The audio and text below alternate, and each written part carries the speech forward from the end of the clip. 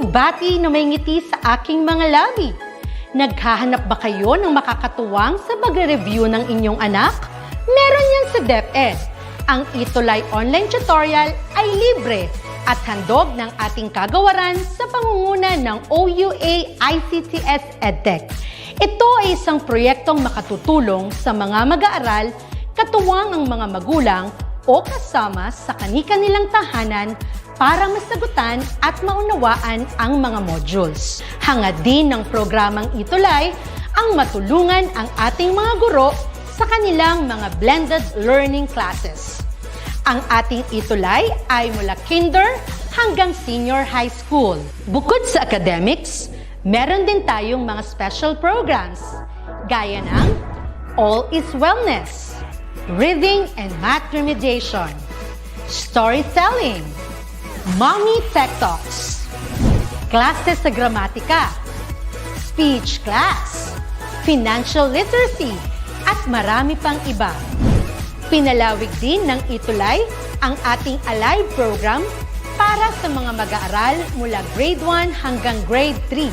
Gayun din ay mayroon tayong ALS program at SPED tutorials na makasisigurong makakamit ng lahat ang inclusive education. May SPED hotline na rin para sa inyong mga katanungan patungkol sa special education. Kaya, subaybayan mula Lunes hanggang Biyernes, mula 9:00 ng umaga hanggang 7:00 ng gabi ang ating ETUlay. Sa ating pagtutulungan, maiaangat natin ang bawat isa. Ating itutulay ang pagkatuto upang di mapigil ang pag-aaral ng kabataang Pilipino. Itulay natin ito, sulong edukalidad.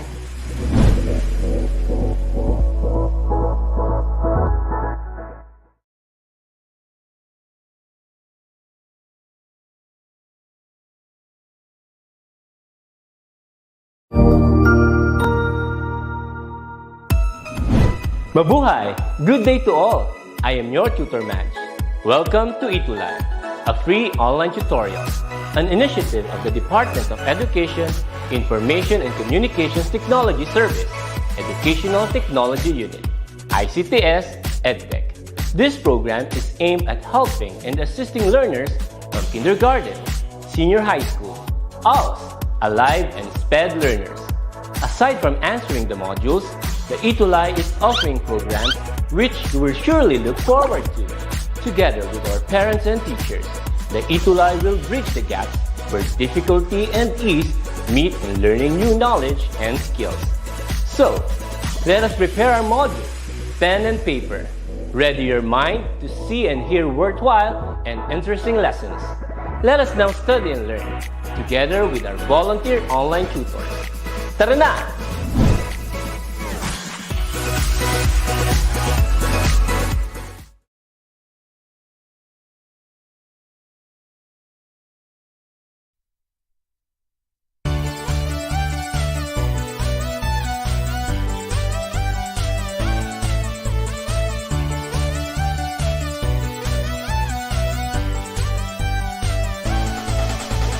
Sama-samang abutin mga pangarap natin. Tuloy-tuloy sa pag-ahon, anuman ang hamon.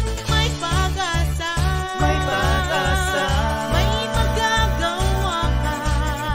Huwag lang susuko ang iyong puso, mararating din ang pangako.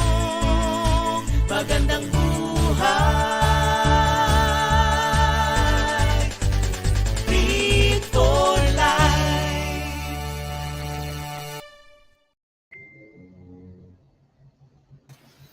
Ayan, isang mapagpala, malusog, masayang araw at magandang gabi. Gabi na, no? Gabi na sa ating lahat. Ayan po. Kumusta po kayo? Kumusta ang bawat isa sa atin? Ayan. Nagulat ba kayo dahil hindi si Tutor Jane ang inyong nakikita? Pansamantala pong lumalaban ang ating kapatid sa kanya pong internet dahil siya po ngayon ay nasa Tansa Oasis para sa kanya pong workshop, training para DepEd teacher broadcaster. So kaya pansamantala ay ako po muna ang inyong makakasama. So muli, ito po ang bagong programa ng DepEd ETUlay, ang Fit for Life. Ako nga po pala si Tutor Erza from SDO Laguna. Ayan. At makakasama nyo po at makakatulong upang sama-sama nating palakasin ang ating pisikal, kasabay na rin po ang ating spiritual na buhay.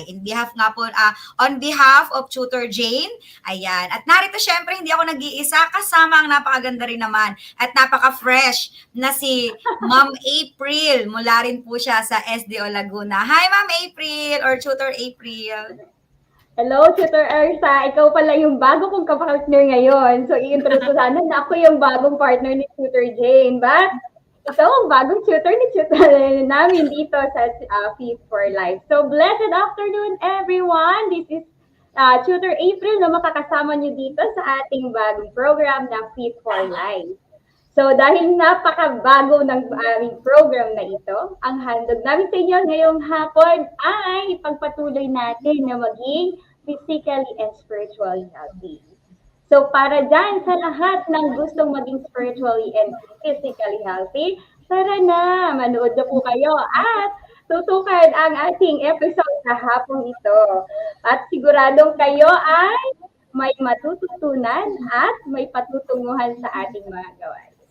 Ayan, syempre, tama ka dyan, Ma'am April, di ba? Kasi ang programang ito ay para sa lahat. Wala po itong edad.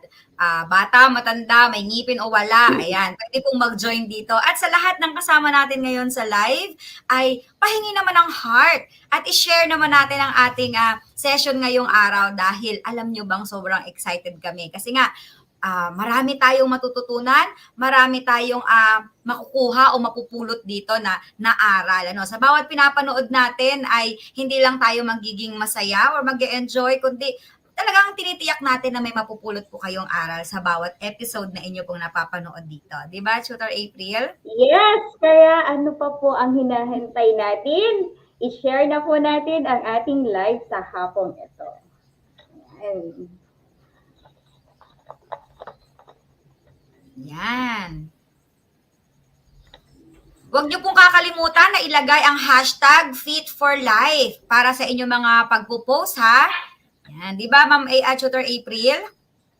Yes, Tutor Ersa. At sa ngayong hapon po, balikan muna natin yung mga nakaraan nating episodes para mas maunawaan natin kung ano yung target natin sa hapong ito. So, yung first episode natin, inalam natin kung ano ba ang pagkaunawa natin sa ating sarili, both in science aspect at spiritual aspect po.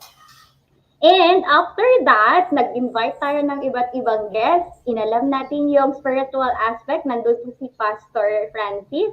And the last time ng ating naging guest ay tungkol naman yun sa ating mga kinakain. Paano ba siya nakaka-apekto sa ating katawan para mapanatiling maging physically healthy tayo. So this time, sa hapong ito po, ay may bago tayong guest na siya rin makakatulong sa ating mabigyan tayo ng mas bagong at fresh na tips kung paano natin ma-reach ang ating goal sa buhay na magiging fit for life. Yan. So, Tutor Ersa, hindi na natin patatagalin siguro at tinatawagin ang ating guest sa hapong ito. Yan, sige po, Ma'am, Tutor April, ipakilala mo na po siya.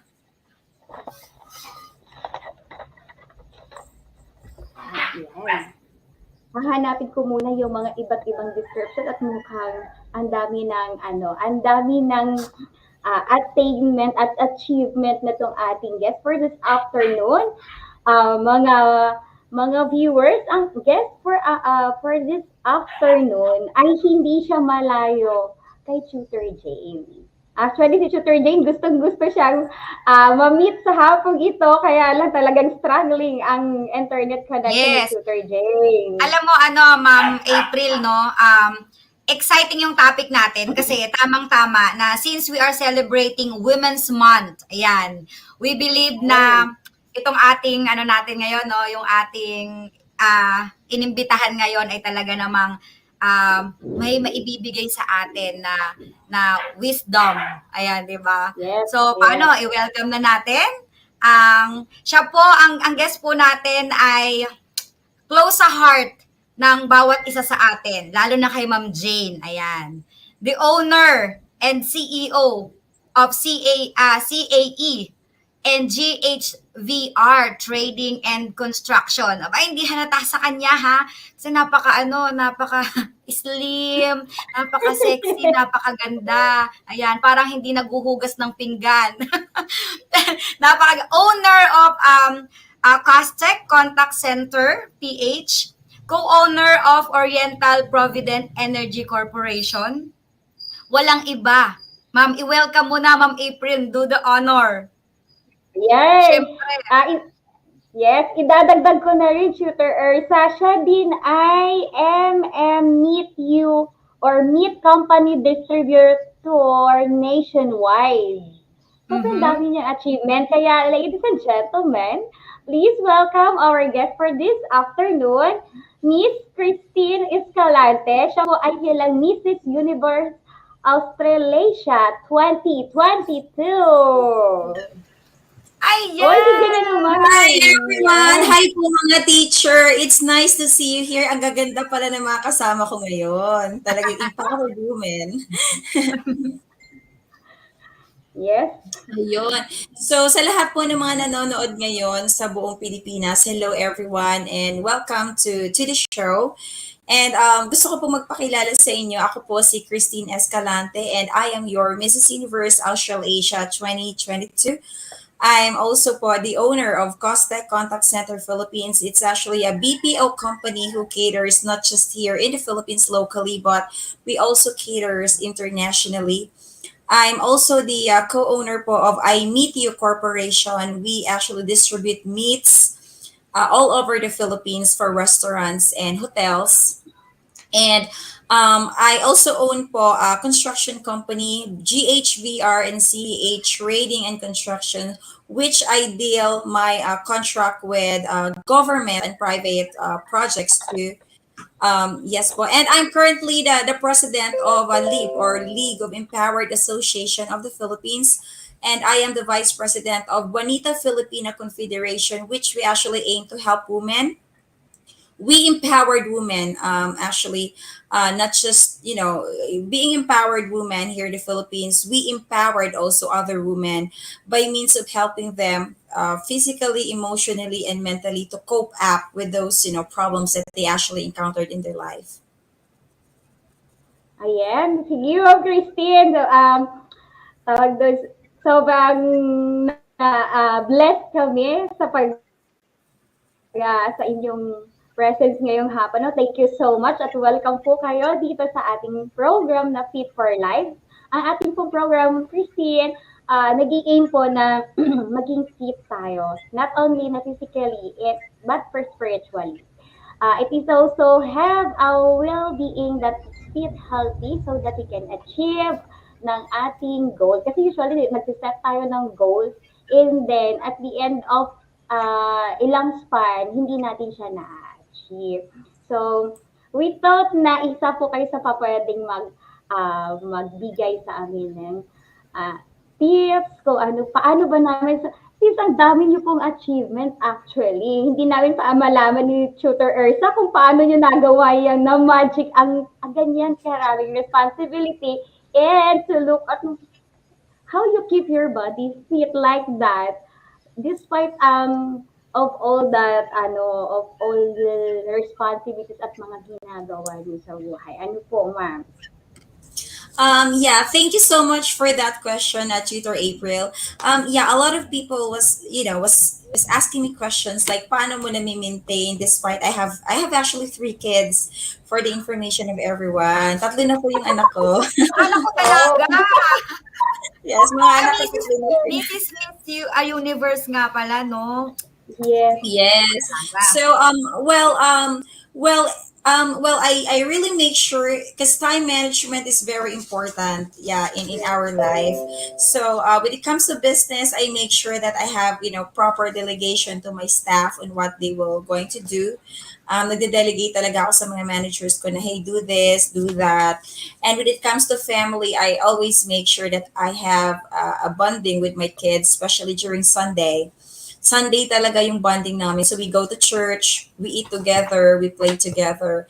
And that is very important, especially if you're a mother. It's very important. And of course, you have also time for friends and social gathering. Because especially when I was 16, I started beauty pageant when I was 16. Talagang mahilig ako sa mga social gathering. It's a matter of networking because I have businesses, right? So I need to have to socialize. I need to talk to people and something like that. So I really want to make sure that I have time with those business, family, friends, and social gathering to make you like healthy, not just physically, mentally, and of course socially. And we need that as a mother. We need to be like healthy in everything. And you're right, teacher Urza and teacher April.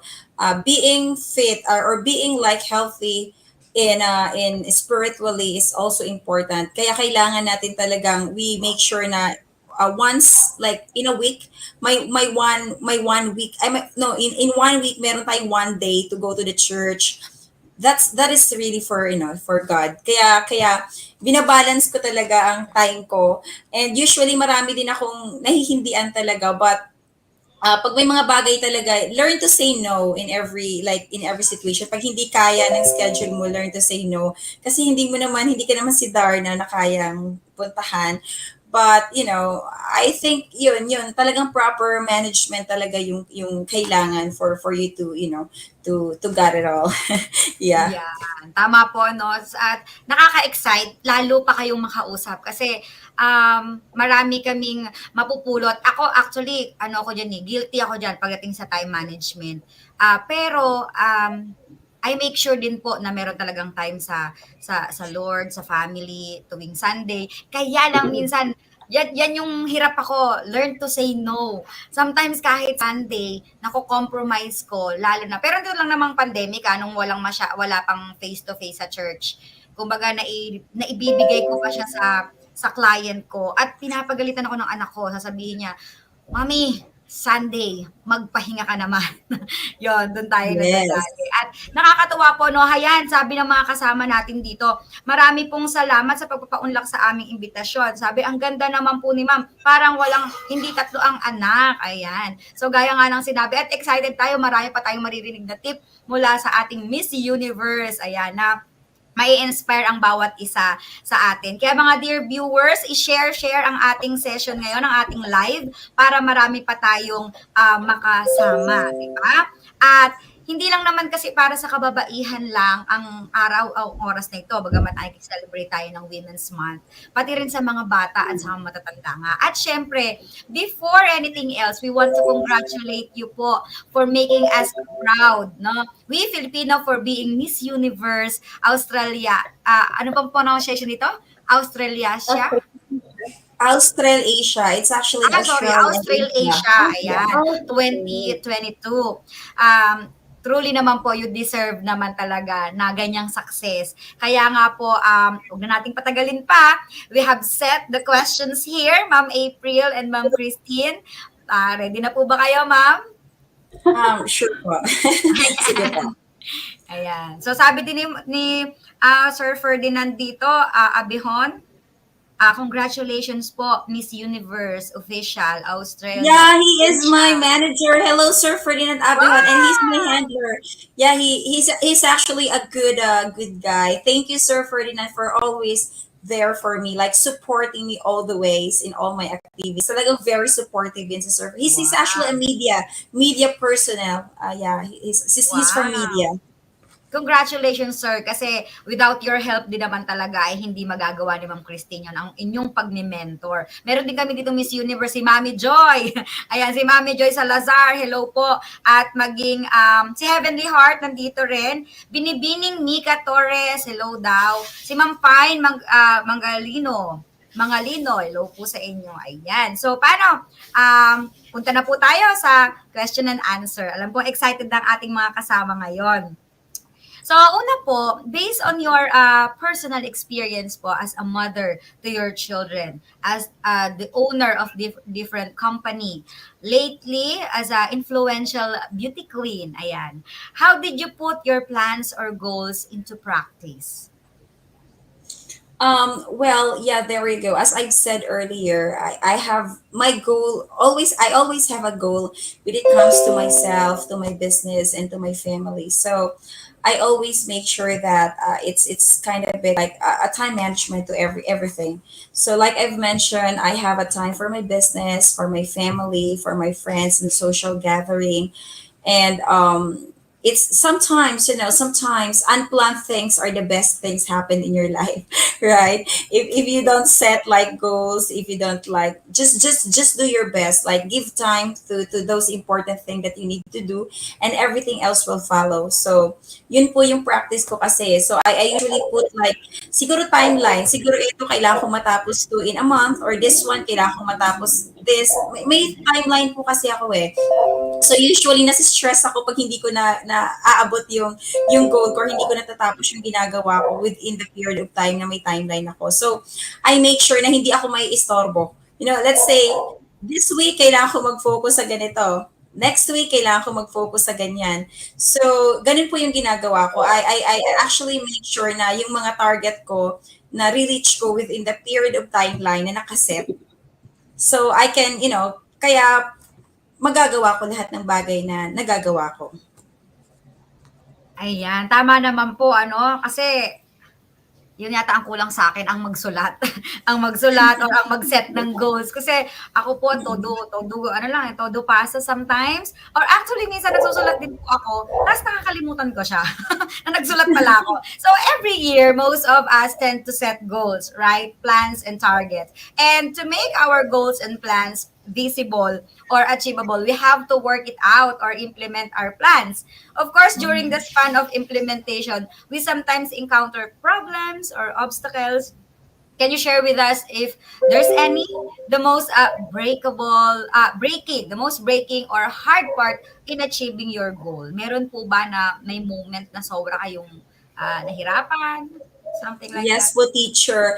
Actually, teacher Ezra, this last year lang when pandemic hits everyone in this world, actually, like for example in my call center, nakabili na ako ng mga facilities, mga chairs. I was ready for the campaign to start in my call center. However, it was lockdown March 15 for the last 2 years, right? So everyone got locked down. So I wasn't able to go to the US to implement my goal in my call center. And I spent a lot of money already to put it in my call center. So naudlot. Alam mo yung naudlot yung plan and saka goal ko sa business ko na supposedly nag-up and running na siya and it goes well. However, I lost a lot of money and talagang naudlot lahat ng mga plans ko for my call center. But of course, you need to think of the alternative and how would you be able to cope it up, like, and how would you be able, like, second plan around.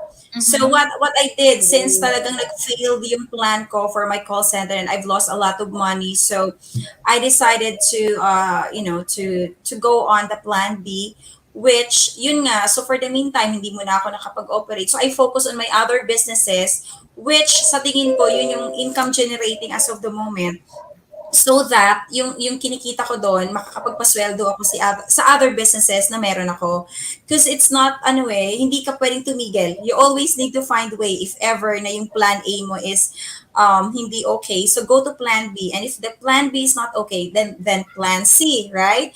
So there's still a lot of plan to do, so just don't give up, kasi sabi nga nila, in every problems there is a solution. It's like mathematics, di ba? So may solution lagi at the end of it. Yes. Ang ano nga lang, ang question nga lang, tama ba yung solution mo dun sa problem? So yeah, no matter how it takes, like kahit anong computation pa yan, at the end of it, may sagot ka. Kaya lang Yeah. hindi lang alam kung tama yung formula na ginamit mo for the whole duration of that. But you need to focus on it, and you need to, put up like, stay focused and put up a plan. If the other will not, going to success, then, go to plan B, plan C, and so on. Yun po. Yun po yung ano, no, sa mga manonood natin, no, pahingi naman dyan ng heart-heart. Parang pinapakita nyo po dito rin sa atin, no, na kung hindi nag-succeed yung plan A mo, wag mawawala ng loob. Kasi mag-isip tayo, may plan B. But actually, maraming nalungkot sa pandemic, pero marami din po ang nabuksan ng opportunity at naging blessing sa kanila ito. Nagkaroon ng time sa family, nag-open ng wisdom si Lord para magbukas ng iba't ibang mga negosyo kung kailan pandemic. Actually, ako nga rin po ay bago mag-lockdown noon, namili na rin ako ng mga gamit kasi sabi ko parang magbubukas ako ng mini salon ko. Talagang namuhunan ako, parang ganon. So, ang lesson din sa akin dito, wag lahat-lahat ilalagay doon. Parang uti-uti, wag Exactly. bigla-bigla. Opo, So, tapos biglang lockdown. Sabi ko, paano yung mga pinamili ko? Pero mabuti si Lord. Kasi, after naman ng pandemic, pinagpahinga niya lang talaga ako. Kasi dati nga po, ay school, after ng school, racket. Parang talagang minsan, wala na talaga akong time sa anak ko. So, ibinigay ng Lord ito, pinahintulot para, magpahinga ka naman, spend time with your daughter. Ayan, so, diba? Nakakatuwa po. Magkaroon ng plano, kasi tayo ang nagpaplano at inaalaw ng Lord John, pero ang Lord ang papatupad nito. Ayan. Diba, Tutor April? Exactly. Yes, totoo yan, Tutor Ersa. At yun siguro ang isa mga ipapractice natin na dapat hindi tayo magpo-focus lang sa isang plan. Kasi kailangan natin ng other alternative plans in case na hindi naging effective yung isang first plan natin. Yun ang strategy ni Miss Christine. Miss Christine, thank you so much for that. Next question po, since it's the Women's Month celebration, what is one thing you know about women and work you wish, yung gusto niyo po, that have known earlier in your career? Meron po ba kayong mga ibang ganong factor na may iba pa kayong gusto na gusto pang gawin? At dati niyo pang gustong nagawa? Yeah, actually, I started doing beauty pageant when I was 16. So, title holder na talaga ako since when I was 16. Like, I was Miss Manila, I was Miss Pasay, and I was like, Miss University in our school way back. So, achiever na talaga ako when I was 16 years old, but eventually got stopped when I got married when I was 23 years old. So, natigil lahat yon. So, I left my career. I was a commercial model way back kasi. So, I was endorsing products. And I was showing in the television before, part-time lang siya because I was studying way back then. So, lahat talaga yung natigil when I was 23 years old when I got married. So, ayun. And, nung actually, ako kasi I've been in a failed, marriage. Like, I can say that I've been in a failed marriage. So, hindi naman lahat tayo nabibiyayaan ng like that. So, all I can say is I cannot have it all. So, yeah. And the good thing about it is that I've learned a lot. I've learned a lot during that time. And, so yung mga hindi ko nagawa before, I just continued it right now. Kinontinue ko lang siya right after, nung tumigil ako. And right now, na-continue ko siya. And siguro everything happens for a reason and for a purpose. Kagaya niyan. I've been like a president of League of Empowered Association of the Philippines and Juanita Filipina Confederation, which we actually help those women na naaapi, like, physically, mentally, emotionally. Yung mga women na iniisip nila na wala na silang pag-asa because they're mentally tortured, emotionally tortured, physically tortured by their partners. So we help them to educate, and we actually give livelihood programs. So, in that way, kahit man ako, myself, naranasan ko yun before. But right now, nagtuturo ako sa mga women on how they should be empowered themselves, on how they could cope up those challenges that they're encountering in their life. Kasi mahirap yung, if you have like, mental problem or like tortured ka mentally with your partner, mahirap yun eh. So the tendency is that nagpapakamatay yung mga babae and they feel like mababa ang tingin nila sa sarili nila. So we have a program to educate them on how they could, go through with those trials na na-encounter nila as of the moment. And nagtuturo kami ng mga livelihood programs to help them, to give them livelihood na pangkabuhayan while they're actually staying at home. So yun yun. So everything happens for a reason and for a purpose. Yun yung talaga, don't give up because every problem has a solutions, and keep on talking to the right people. Kasi if you're talking to the wrong people, the tendency is mapapariwara ka lang eh. If you're joining organization na nai-empower ka at saka yung positive people that you can talk to, the tendency is they will lift up not just mentally but of course emotionally, physically, lahat kasama na. Kasi if you're talking to the right people with positive vibes, yun. True, no, totoo yan, ma'am. Sabi nga, choose, choose your battle. Pangalawa, Yes. choose who you trust to.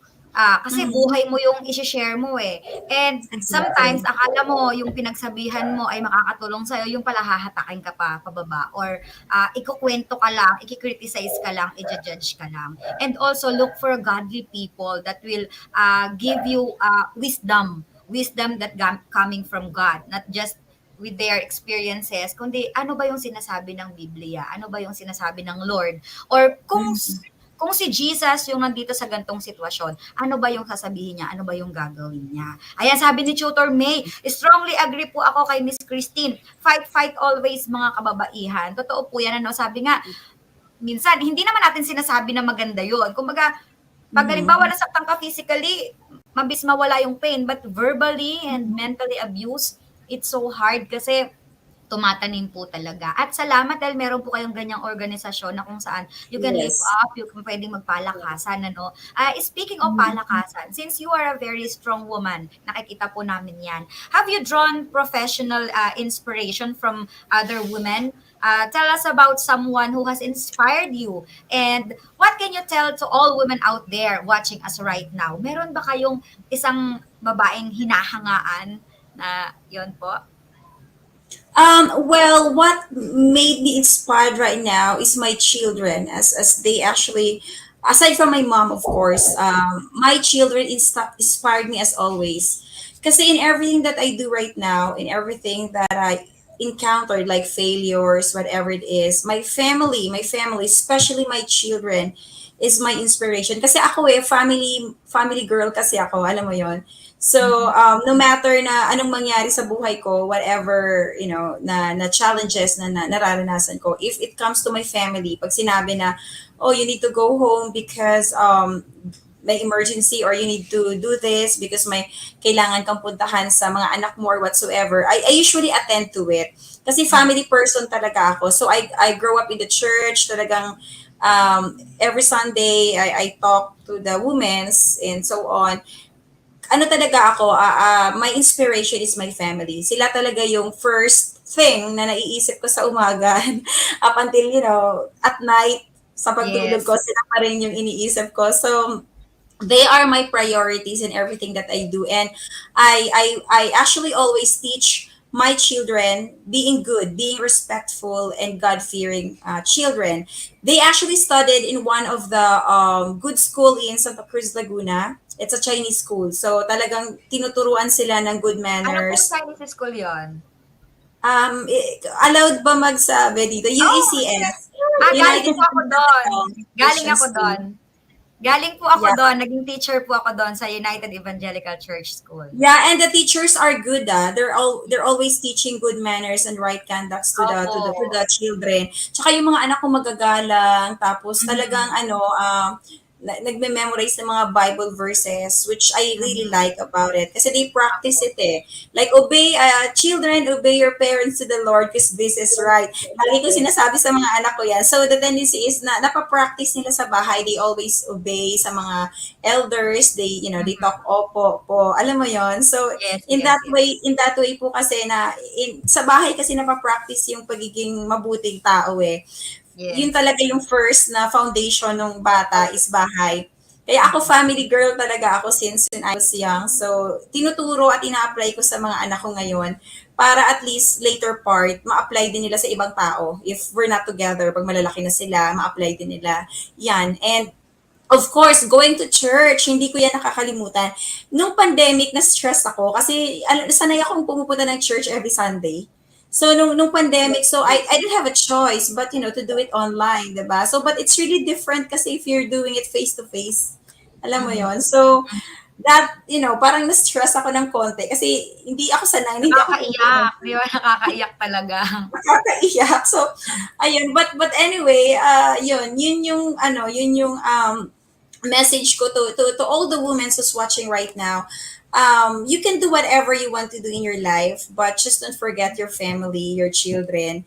They're actually very important in your life kasi, good manners and being you as a person, it actually started at home. So you could, if you're good at home, then you're good at everyone else also in your surroundings. Yun po. Yeah. Thank you so much dyan, ano. Ma'am April, nai-starstruck tayo sa kanya, no? Yes, na-starstruck ako. At the same time, hindi ko nakikita na na-stress si ma'am ng very, very slight lang. Kung nai-stress si ma'am, gusto ko na magpaka-stress. Kung kailan ang beauty lang na-stress, ano? Alam mo ma'am, sa mga nanonood sa atin, ayan, magta-time na, gusto pa nating makausap si ma'am, pero totoo naman po, na train up a child in a way he should go, for when he is old, he will not depart from it. Nasa ating mga magulang, nag-uumpisa talaga yung foundation ng learning and ng attitude talaga at ng pagkahubog ng pagkatao ng ating mga anak. Sabi nga, 0 to 7 years old, yun yung foundation eh. And then that 70% or 75% ng knowledge and wisdom ng bata. And the 25% is outside.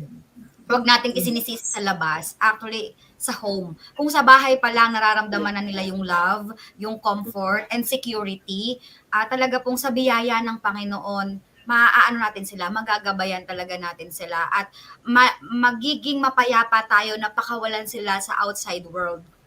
Kung alam natin na ang foundation nila is rock, na si Jesus Christ. Di ba po? Ayan. Yes, tama. I agree po, Teacher Erza and Teacher April. Yeah. Ayan. So, Ma'am April, tanong mo na po yung last question natin. Okay. Gusto ko na rin, Shooter Ersa, sobrang fulfilling kasi sa isang parent na makita mo yung achievement, yung attitude, yung naggawa mong kabutihan na paano mo ma-emold ang anak mo sa bahay pa lang. Yung paano siya maisaayos pa lang ng kanya, kung paano siya lumaki. Nakikita mo yan, sobrang fulfilling yan. And with that, ipapasok ko na po yung last question. So, Ma'am Christine, one last question po. Do you have any future plans or that you want to achieve? Meron pa po bang iba aside from being Mrs. Universe Australasia 2022? Pwede niyo pong ma-share sa amin at sa ating mga viewers. Oh yeah. But before anything else, I just really want to say hello to Teacher Shello Tobiasa Sinto. She's actually one of the teacher ng mga anak ko. Hi, Teacher Shello Tobiasa Sinto. Hi, Teacher Shello. Thank you for teaching good manners and right conduct to my kids. And of course, Teacher Karil. Yeah, they're always there, supporting and helping my kids. Teacher Liza, thank you. Si Teacher Karil ay naging estudyante ko. Oh, wow, yeah. And of Shout course, out kay Ma'am Liza. Kay Teacher Elvera, sadyang abay, sir, na teacher ko siya actually nung bata pa ako. So, hi po, Teacher Elvera, sir, na hello. Pastor Pe, hello po, Ate Novi. Ayan. Ayan. Sa lahat po ng mga nanonood sa UECS ng mga teacher dyan, hello. Thank you so much kasi you guys are great. Talagang nakatulong kayo ng malaki sa foundation ng mga anak ko. That's why they're really good kids right now. And yeah, going back to the question po, I have actually an upcoming competition for Mrs. Universe which we actually competing for 100 more countries. Like 100 countries will be competing, and I'll represent Australia. Sorry po sa Australia. I'm representing the country of Australia, but I'm a Filipina. Yeah, but I'll represent Australia in this upcoming Mrs. Universe in Australia, in Sydney, Australia, in September. So more than 100 countries will be competing to get the title, and I'll represent because I won during the pageant for Mrs. Universe Australia. I've got Mrs. Universe Australasia 2022 title, so I'll be competing this December. No, this September. There's no specific date yet, but this will be shown in GMA 7, I guess. For So let's pray for that po, no? Yeah. and please watch for me. And I have several product endorsement also. Just recently, I'm the endorser of Lux Properties in Davao in Aeon Properties. So they will have a launching it soon. And I have also upcoming movies that will be shown in cinema nationwide, but we are still under shooting, so we're not allowed to discuss it yet. But yeah, you bet I'll be announcing it in my Facebook account. So please actually follow me in my social media account. It's crazy, CHRIZ space ZIE, and you can actually watch out my videos also in YouTube, Christine Escalante. And yeah, so please support me in this upcoming Mrs. Universe. That will be in September, and of course GMA 7 will do some announcement also before that. I think August mag commercial na sila about that kasi medyo malayo pa, 'di ba? So a lot of preparations actually because 100 countries will be competing to get the title. Yeah. Wow. Sabi ni Ma'am Jane, go for the win. Let's pray for it po, no? Lahat ng mga nandito ngayon sa live ay pahingi ng heart o kaya ganon yung prayer para kay Ma'am Tin. O, Ma'am Tin, may nag-hi kay Ma'am Tin. Kaya nakitin na rin ako. Si Sir Bonnie Suravilla. Hello daw. Oh yeah, he's one of the teacher also. Hi, Sir Bonnie, Sir Avila. Hello. Okay. Hi, Jason Abaw. Hello. Ayun, ayan. Yan, maraming pong salamat. Sobrang bitin ng ating kwentuhan, Tutor April, di ba? Yes, sobrang bitin na gusto ko pa, Char. But for that, siguro ano na lang, Tutor Ursa, hingyan na lang natin si Ma'am Tien ng any last word of encouragement para sa mga viewers natin for this afternoon. Sige, Ma'am Yeah, I really want to say thank you so much to everyone who's watching right now, to all the people who's supporting me all the way and who's advising me when it comes to like personal problem. Thank you for supporting me all the way. And this is my last message for all of you guys who's watching right now. Well, if you have problems that you actually encountered in your life, don't give up and stay focused. Stay focused and pray. That's very important. Prayers can help you to ease all the problems that you have in your life. Just don't give up. And and of course, I really want to say thank you so much to my manager who's always supporting me all the way, Sir Ferdinand Abihon. Thank you for loving me and supporting me always. And of course, to my kids who's watching right now, OP, ST, and UV, you guys, should do good ha. Kasi your teachers are all watching right now. Sinabi ko mababait na bata kayo.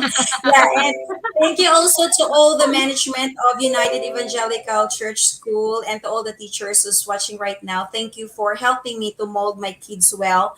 You are, you contribute a lot to the behavior of my kids. That's why they're good kids right now because of you guys. And teacher, of course, Teacher Jane Valdelion, thank you so much for inviting me here. And si Teacher Jane po kasi inaanak ko siya sa kasal. Yeah. Wow! And Moises and Jane. So yun, thank you so much for inviting me here. It's an honor for me to be here.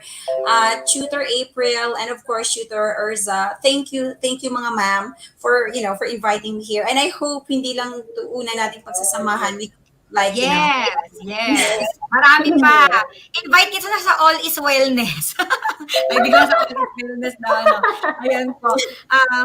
Ayan, nakakatuwa, no? Kasi kumbaga bitin yung oras natin sa marami pa nating mapipiga sana na mga tips at karunungan kay mapipiga talaga. No? Thank you so much po. Kami po ang mag-thank you sa And kabila ng of course po, I forgot to thank the actually Mrs. Universe Australia to our national director Miss Mero Salubre. Thank you so much for giving me an opportunity because I will be the national director soon for United States of America and Germany for Mrs. Universe. So I'll be going. I'll be fulfilling my duties in USA and in Germany soon. So thank you so much for our national director, Mrs.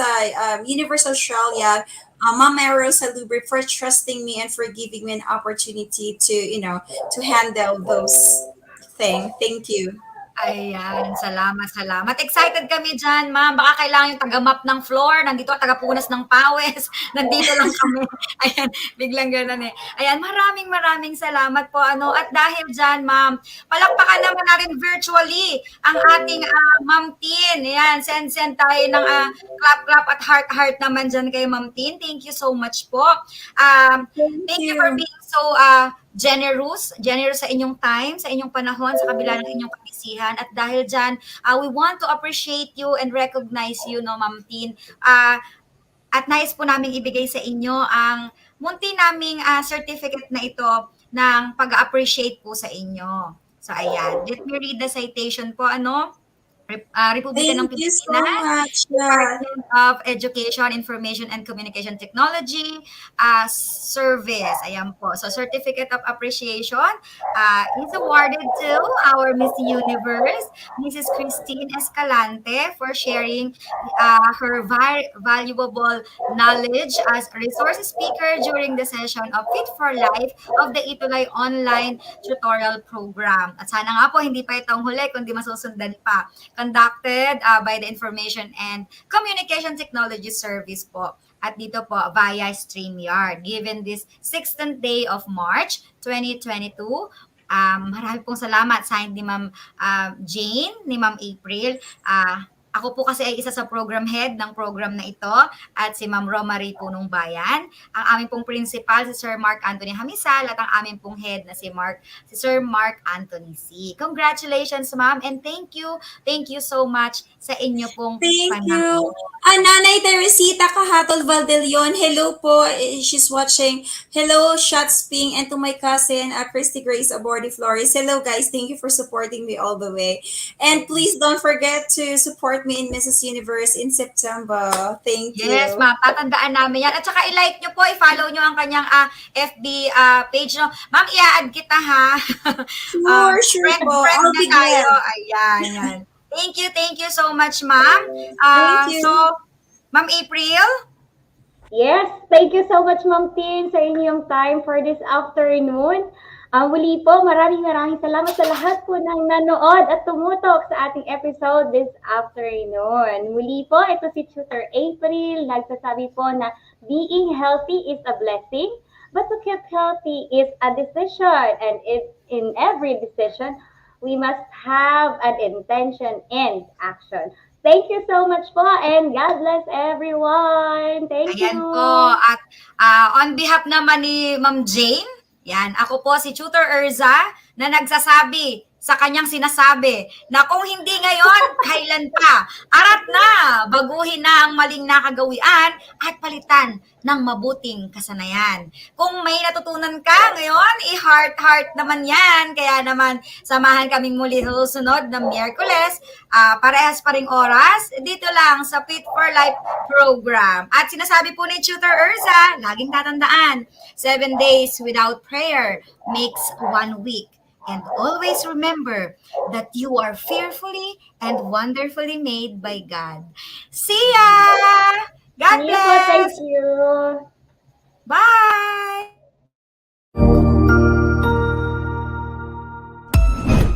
Ang husay naman! Natapos mo ang iyong tutorial session kasama ang iyong mahusay na ETUlay tutor. May bago ka bang natutuhan? I-share na yan gamit ang hashtag ETUlay Level Up. Huwag aalis ha dahil may susunod pang programa na pwede mo ring panoorin at salihan dahil naghihintay na ang iyong mga tutors. Happy learning dito sa ETUlay!